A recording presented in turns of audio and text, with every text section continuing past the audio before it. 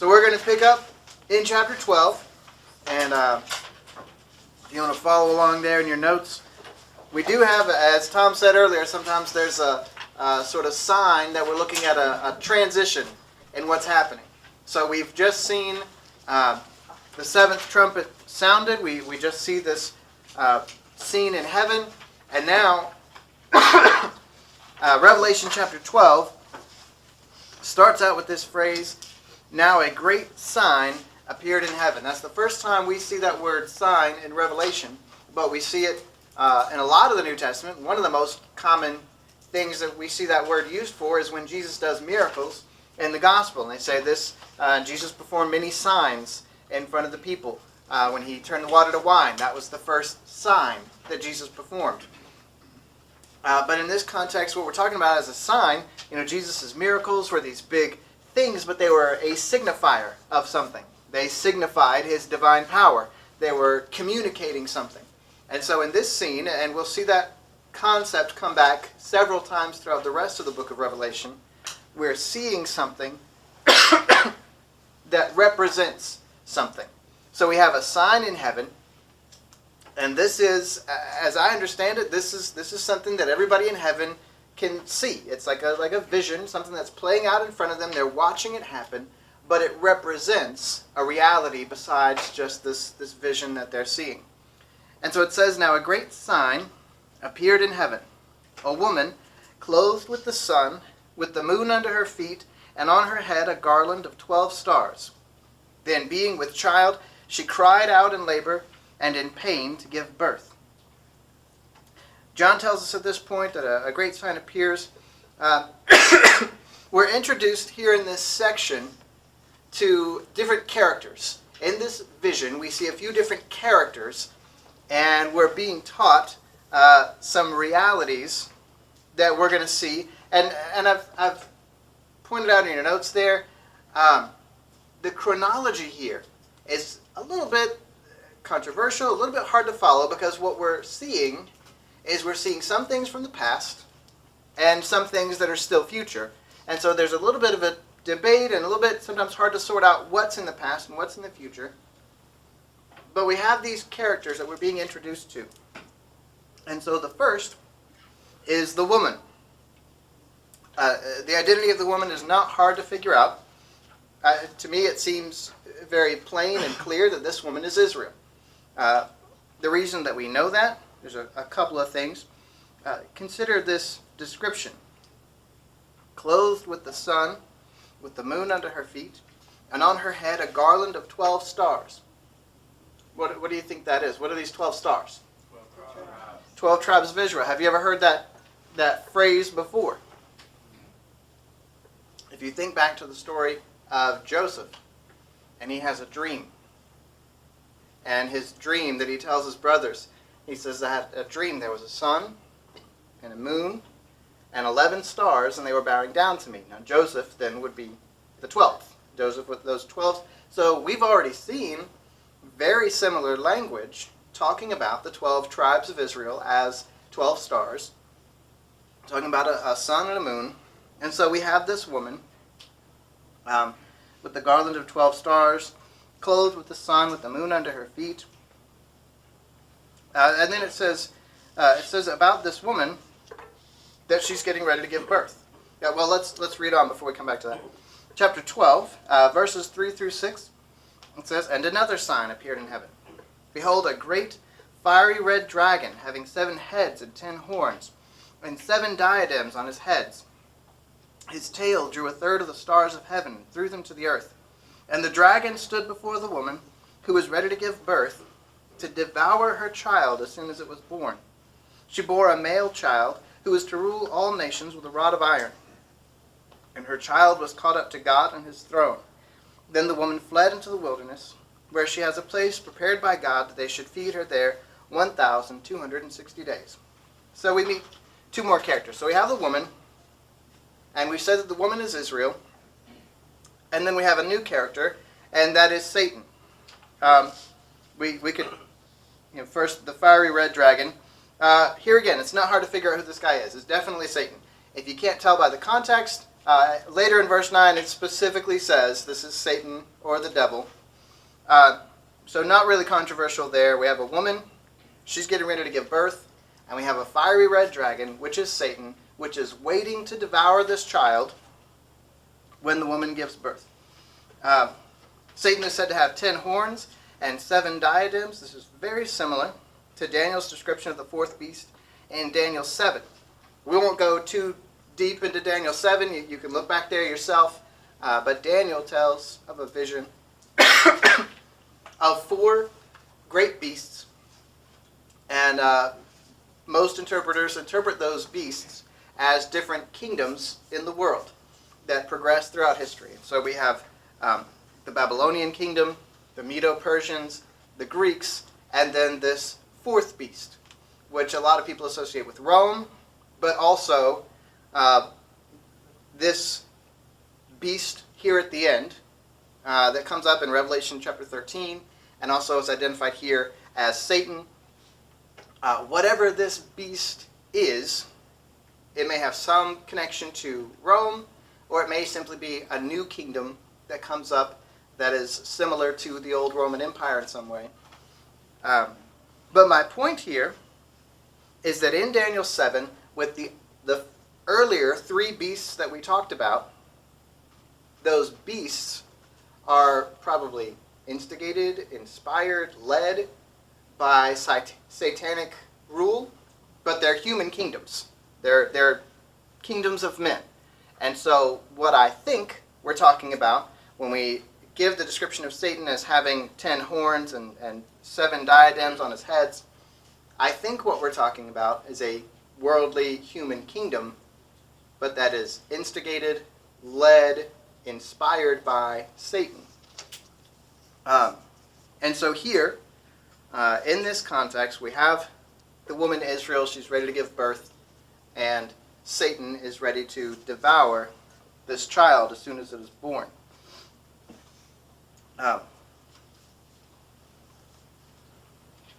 Then we have verse 4. Let's look at that another time. It says, his tail drew 1/3 of the stars of heaven and threw them to the earth.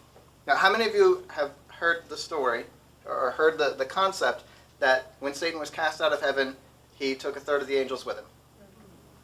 Familiar with that? You've heard that? I've heard that all my life.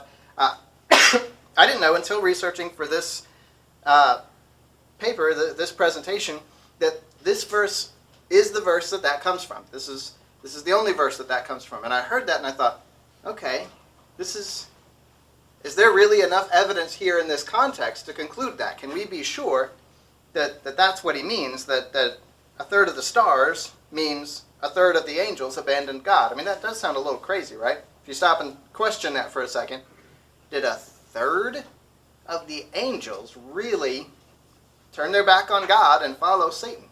And is there enough in this context to conclude that that's really what happened?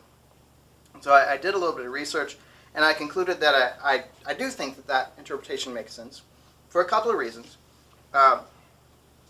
One of them is that Satan is referred to as a star in Isaiah's account of Satan's downfall. If you look at Isaiah chapter 14, verse 12, we won't turn there right now.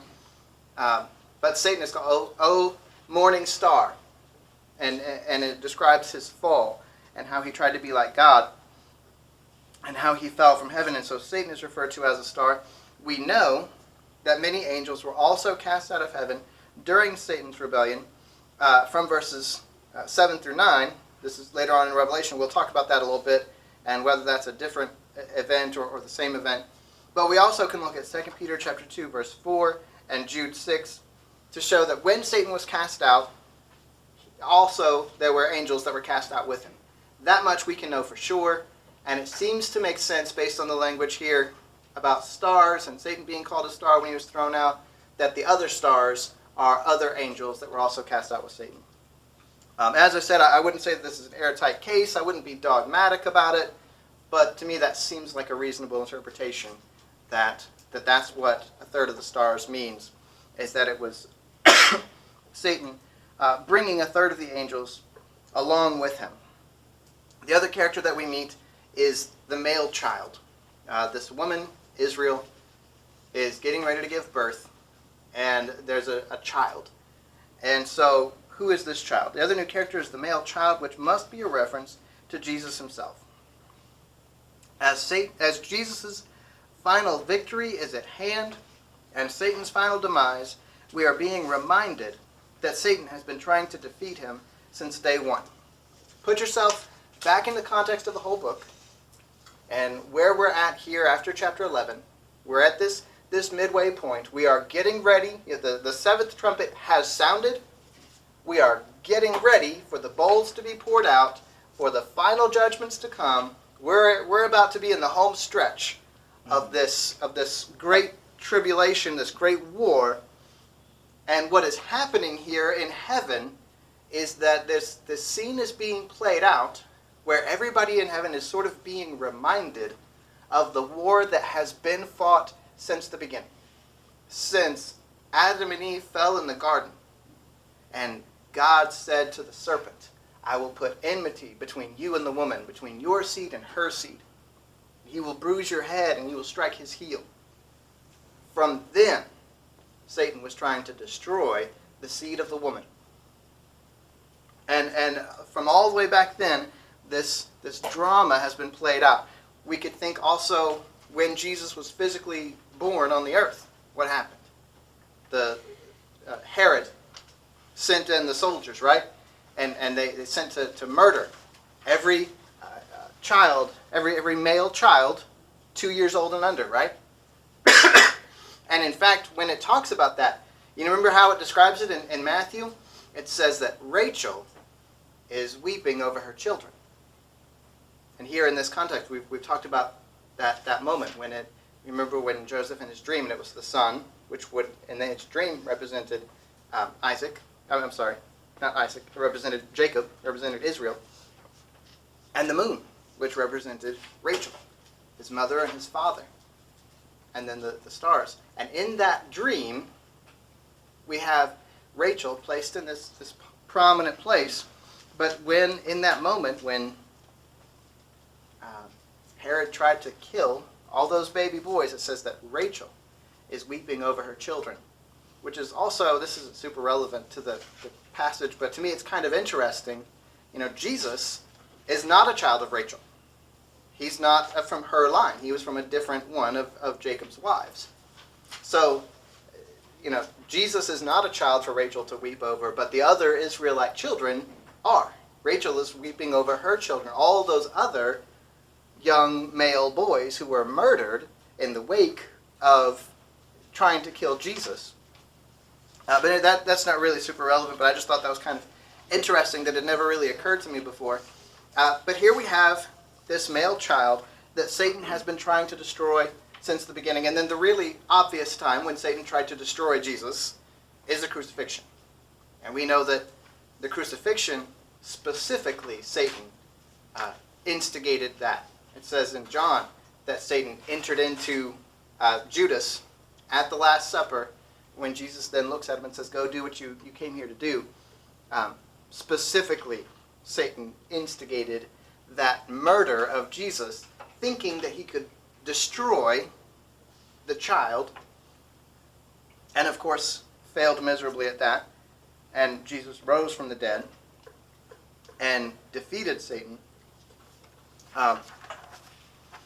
And so in this whole scene that is playing out, as they're in heaven and they're observing this scene, what's happening is all of heaven is being reminded of Satan's repeated failures over and over again, and Jesus' victory over Satan.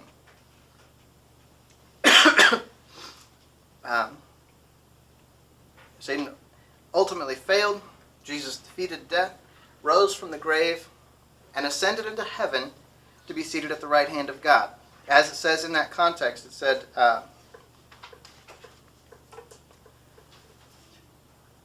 in verse 5, it says, she bore a male child who was to rule all nations with a rod of iron, and her child was caught up to God in his throne. So the attempt on Jesus' life failed. He ascended back up to heaven, back to God, and now he is in heaven, and he is the Lamb that was the only one worthy to open the seals. This is a celebration of Jesus' victory over Satan. And then, of course, it has that line that this male child was to rule all nations with a rod of iron. Now, that is yet coming, but it's coming soon. At this point, it's almost here. Like I said, we're in the final stretch. Jesus is coming soon to rule with a rod of iron. And so we're moving towards the final part of this. And then verse 6 tells us that the woman fled into the wilderness. After Jesus ascended back to heaven, it says that the woman fled into the wilderness. We may see a partial fulfillment of this verse in the destruction of the temple and the scattering of the Jews. If you remember that, after Jesus ascended and the church started, they destroyed the temple, the Jews scattered, and basically stayed scattered for almost 2,000 years until the nation of Israel was brought back together. And you might say, okay, that may have something to do with that prophecy. But the ultimate fulfillment must be in the last 3.5 years of the tribulation, where it says God has a special place for her to feed her for 1,260 days. Exactly 3.5 years, if we assume 30-day months like the Jewish calendar. So at some point here, for this last half of the tribulation, there's going to be a place for the Jews who have to flee from the temple, who have to flee from Jerusalem. They've got to get away somewhere. This passage is telling us that there's going to be a place for them, and they're going to be provided for and fed and protected. And then, chapter 12, we'll start in verse 7. It says, "And war broke out in heaven. Michael and his angels fought with the dragon, and the dragon and his angels fought, but they did not prevail, nor was a place found for them in heaven any longer. So the great dragon was cast out, that serpent of old, called the devil and Satan, who deceives the whole world. He was cast to the earth, and his angels were cast out with him. Then I heard a loud voice saying in heaven, 'Now salvation and strength and the kingdom of our God and the power of his Christ have come, for the accuser of our brethren, who accused them before our God day and night, has been cast down. And they overcame him by the blood of the Lamb and by the word of their testimony, and they did not love their lives to the death. Therefore rejoice, O heavens, and you who dwell in them. Woe to the inhabitants of the earth and the sea, for the devil has come down to you having great wrath, because he knows that he has a short time.'" That first part, that war that breaks out in heaven, and the war between Michael and his angels, where they cast Satan and his angels out. This is one of those where there's a little bit of a controversy, and I'll tell you what I think.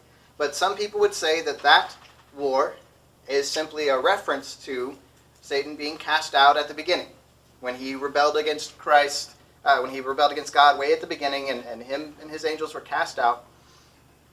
I'm going to say that I don't think that is what we're talking about here. I'll give you a few reasons why.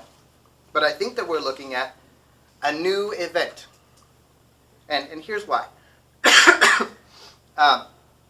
We could look at, for example, just to give you some a reference, Jesus in Luke 10, verse 18 says that he saw Satan cast out of heaven.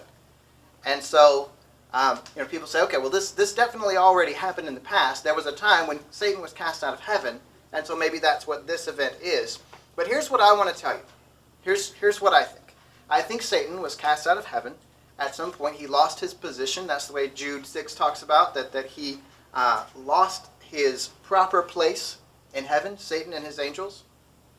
But we know that Satan still has some access, right? When we read the book of Job, Satan still approaches God, and he wants to tempt Job, he wants to test Job, and he still has a couple of conversations with God. We know that in this passage, Satan is called our accuser, who accuses us before God day and night, right? So it seems to me that Satan still today has some access to God, to heaven. He doesn't have his position in heaven anymore, but he is able to come before God and accuse us. He is able to come before God in the case of Job. And so there is some access there. But I think that what we're talking about here is a time when Satan is permanently and completely and forever thrown out of heaven and no longer able to accuse or able to come before God in any way. And here's what I think happens. Here's where this plays out in my mind. We have the seventh trumpet blown in chapter 11. We have the scene played out and the song and all that, the worship, and then this great sign appears, and everybody in heaven is celebrating the defeat of Satan, the humiliation of Satan, and we're watching this thing play out with the woman and the dragon, and they're seeing this sort of a dramatic thing. And while this is happening, Satan himself, not the sign of Satan, but actual Satan, is infuriated that they are celebrating this. It says that a war broke out in heaven. To me, that sounds like this scene is playing out, and then Satan comes, and then it turns into a real war. We're not watching a sign anymore. We're watching Satan come at heaven with his angels, and we have a war. And it's a war between Michael and his angels, and Satan and his angels. And I think that Satan and his angels are cast out permanently and forever at that point. And that is why the loud voice celebrates another defeat of Satan by saying, "Now salvation and strength in the kingdom of our God and the power of his Christ have come. For the accuser of our brethren, who accused them before our God day and night, has been cast down." In other words, Satan can no longer accuse. He's been taken, he's been denied that as well. And then it says, "Therefore rejoice, O heavens, and you who dwell in them. Woe to the inhabitants of the earth and the sea. For the devil has come down to you, having great wrath, because he knows that he has a short time." At this point, Satan is on earth, and he is permanently on earth, no longer with the ability to come back before God, and he is coming to do his final, whatever he can do, his wrath. We are about to see, in future chapters of Revelation, we are about to see God pour out his wrath. Right now, we are actually about to see Satan pour out his wrath. We are about to see Satan do his worst. Everything that he can do, whatever time he's got left, he is going to bring this fully to bear on God's people. And so in chapter 9, starting in verse 13, it says this, "Now when the dragon saw that he had been cast to the earth, he persecuted the woman who gave birth to the male child. But the woman was given 2 wings of a great eagle, that she might fly into the wilderness to her place, where she is nourished for a time and times and half a time from the presence of the serpent." If we try to connect this with what Tom was telling us about a little while ago, it lines up pretty well. That there's a point here at the halfway point of this tribulation where the shackles come off, where Satan comes in and he comes to attack. And we know that halfway through the tribulation there's an abomination of desolation. We see the 2 witnesses that were just murdered. We see Israel being driven out, and Satan comes, and his goal is to attack the woman. His goal is to attack Israel, but we see God miraculously saving Israel. And it's anybody's guess what exactly it means by she has 2 wings like an eagle and flies to a place where God has set for her. I'm not sure what that means.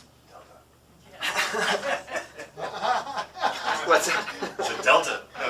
Delta? Yes. Just messing.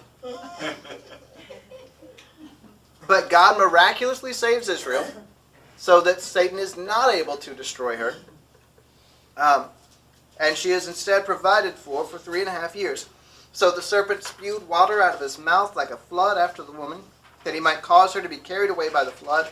But the earth helped the woman, and the earth opened its mouth and swallowed up the flood, which the dragon had spewed out of his mouth. And the dragon was enraged with the woman, and he went to make war with the rest of her offspring, who keep the commandments of God and have the testimony of Jesus. So Satan is defeated and humiliated and angry. He comes after the child, but he can't hurt the child. So he comes after the woman who bore the child, and God miraculously protects the woman who bore the child. And then he comes after what is called her offspring. It's not Jesus, because Jesus is obviously safe. But it says that the dragon went to make war with the rest of her offspring. Everybody who wasn't Jesus, but was an offspring of the woman. And it describes her offspring as those who keep the commandments of God and have the testimony of Jesus. Here we see some of the results of Satan's wrath. Satan can no longer attempt to take out his anger on the child, so he directs it at the woman. When God supernaturally protects the woman, Satan goes after her offspring. Who are her offspring? Those who keep the commandments of God and have the testimony of Jesus Christ. So if the woman then is Israel, and she is protected, and Satan can do nothing to her, then we have others. We have others who are believers in Jesus. Whether it's post-tribulation, and these are Christians who are simply still here on the earth, or whether it's a pre-tribulational rapture, and these are other people who have come to accept the message of Jesus. These are Christians. These are believers in Jesus who live on the earth during this time, and Satan is coming after them specifically. And we'll see in future chapters, we'll see the beast, and we'll see the ways that Satan goes after people, and we will eventually see the bowl judgments and and all of that. But I think that putting this into context with the rest of the book and what Professor Tom was talking about, I think what we're still kind of seeing this mid-tribulation point being developed. Definitely we're seeing transition. Things are getting really intense. We've moved from Satan having access to heaven, and now he's kicked out. Now he knows his time is short, and he is letting loose and coming at us with everything that he's got, so that God has to supernaturally protect Israel.